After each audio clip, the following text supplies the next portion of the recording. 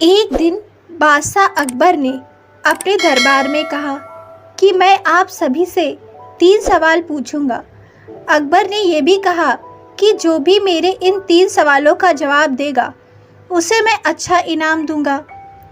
बादशाह अकबर के 3 सवाल ये थे। ऐसा क्या है जो आज भी है और कल भी रहेगा? ऐसा क्या है जो आज भी नहीं है और कल भी नहीं होगा? ऐसा क्या है जो आज नहीं है और कल होगा? अकबर ने कहा, आपको इन 3 सवालों का जवाब उदाहरण के साथ देने होंगे। दरबार में से किसी को भी इन सवालों के जवाब नहीं पता थे। बहुत प्रयत्न करने के बावजूद भी किसी को ये सवालों के जवाब नहीं मिल रहे थे।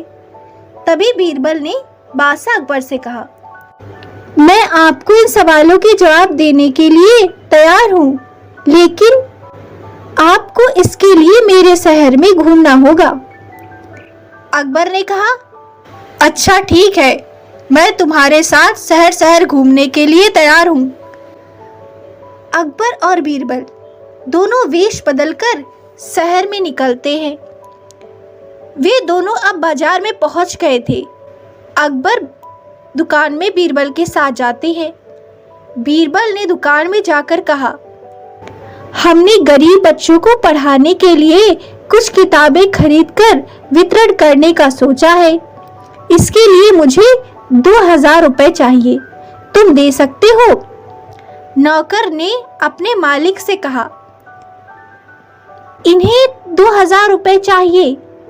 मालिक ने कहा, अच्छा ठीक है, मैं देता हूँ। जैसे ही वो 2000 दे रहे थे तभी बीरबल ने कहा, लेकिन शर्त यह है कि जब भी तुम मुझे पैसे दे रहे होगे तभी मैं तुम्हें एक जूता मारूंगा। तभी वो दुकान पर आदमी काम कर रहा था, उसे बड़ा गुस्सा आया। उसने कहा, तुम ये क्या बोल रहे हो? और बीरबल से लड़ाई करने लगा। तभी उस दुकान के मालिक ने नौकर को शांत कर दिया। फिर बीरबल से कहा, मैं जूता खाने को तैयार हूँ, लेकिन मेरी भी एक शर्त है। मेरे ये पैसे सही काम में खर्च होने चाहिए। दुकान के मालिक ने बीरबल से कहा, मुझे जूता मारना शुरू करो। बीरबल और अकबर वहां से कुछ बोले बिना निकल गए। दुकान से बाहर निकलकर बीरबल ने अकबर से कहा कि दुकान में जो कुछ भी हुआ इसका मतलब यह है कि दुकानदार के पास आज पैसे थे और वो अपने पैसे नेक काम में लगाना चाहता था, इसलिए उसके पास भविष्य में भी पैसे होंगे। इसका मतलब जो कुछ भी आज उसके पास है वो कल भी होगा। ये था आपके पहले सवाल का जवाब। अकबर और बीरबल जब चलते चलते एक भिखारी के पास पहुंचते हैं तो दोनों देख रहे थे कि उस भिखारी को कोई आदमी खाना दे रहा था। वो आदमी उस भिखारी को जरूरत के हिसाब से कुछ ज्यादा ही देके चला जाता है। ये देखते हुए बीरबल ने उस भिखारी से कहा कि थोड़ा हमें भी खिला दो। ऐसा सुनते ही वह भिखारी चिल्लाने लगा, भागो यहाँ से, न जाने कहां कहां से लोग मांगने चले आते हैं। बीरबल ने अकबर से कहा, ये रहा आपका दूसरे सवाल का जवाब। ये भिखारी के पास आज भी कुछ नहीं है और कल भी कुछ नहीं होगा। वो दोनों फिर आगे चलने लगे। उन्होंने देखा कि एक तपस्वी पेड़ के नीचे बैठा था और तपस्या कर रहा था। बीरबल ने उस तपस्वी के पास जाकर कुछ पैसे उसे दिए और कहा कि तुम ये ले लो। वो तपस्वी बोला, मुझे नहीं चाहिए, क्योंकि ये पैसे मेरे नहीं है और इस तरह के बेईमानी के पैसे मुझे हजम नहीं होते। तभी बीरबल ने अकबर से कहा, ये रहा आपके तीसरे सवाल का जवाब। इस तपस्वी के पास आज पैसे नहीं है, लेकिन उसकी अच्छी नियत है। वो बेईमानी के पैसे भी नहीं लेता है, तो उसके पास कल यानी आने वाले भविष्य में पैसे होंगे। बीरबल के इस जवाब को सुनकर बादशाह अकबर बेहद खुश हुए। एक आदमी और 3 अलग अलग बोली। एक बार अकबर और बीरबल अपने दरबार में बैठे विचार विमर्श कर रहे थे। तो अकबर ने पूछा, बीरबल, क्या तुम किसी एक आदमी के बारे में बता सकते हो जो 3 अलग अलग बोली बोल सकता हो? बीरबल ने कहा, जापना, आप मुझे किसी भी आदमी से मिलवा दीजिए। मुझे पता है कि वह तोते की बोली बोलेगा, अब वह शेर की बोली बोलेगा, जब मैं चाहूंगा गधे की बोली बोलने में भी देर न लगाएगा। बादशाह उनकी बात सुनकर हैरत में पड़ गए। बोले, जिस आदमी को मैं बताऊंगा उससे ही तुम 3 अलग अलग बोली निकलवा दोगे? यह तो असंभव है बीरबल।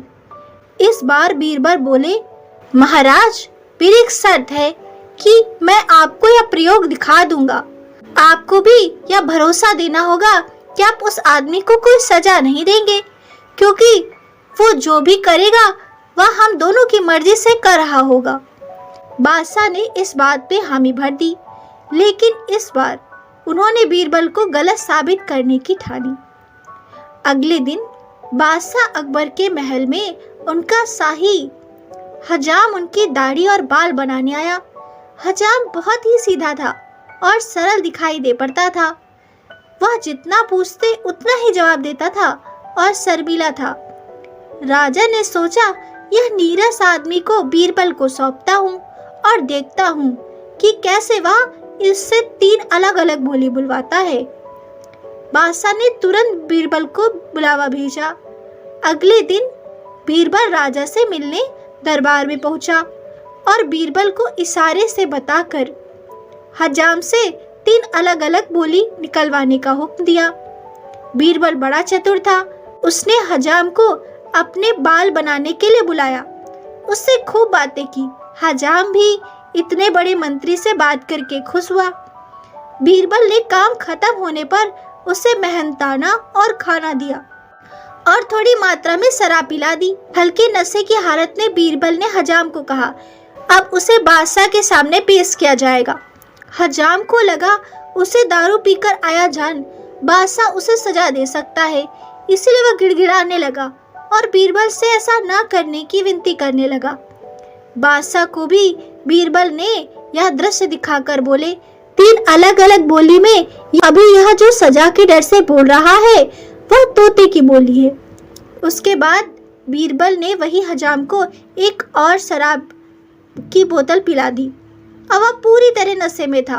पूरी तरह नशे में आने के बाद हजाम बोला, बादशाह नगर के बादशाह है, मैं भी अपने घर का बादशाह हूँ, यहाँ किसी से नहीं डरता हूँ और कर दीजिए मुझे उनके सामने हाजिर, मैं अब तैयार हूँ। बीरबल हंस के बोला, हुजूर, 3 अलग अलग बोली में अब शराब के नशे में निडर होकर यह जो बोल रहा है वह शेर की बोली है। अब फिर से बीरबल ने बातें करते करते उस हजाम को एक बोतल और शराब पिला दी। इतनी शराब पीने के बाद वह आदमी लड़खड़ाते हुए जमीन पर गिर गया और हाथ पांव हवा में हिलाते हुए मुंह से उलूल जुलूल आवाजें निकालने लगा।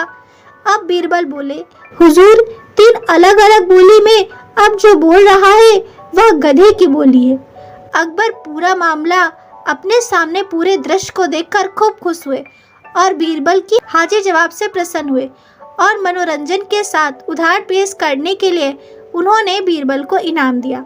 हजाम अपने किए पर शर्मिंदा हुआ, लेकिन बीरबल और बादशाह ने उसे भी इनाम दे दिया।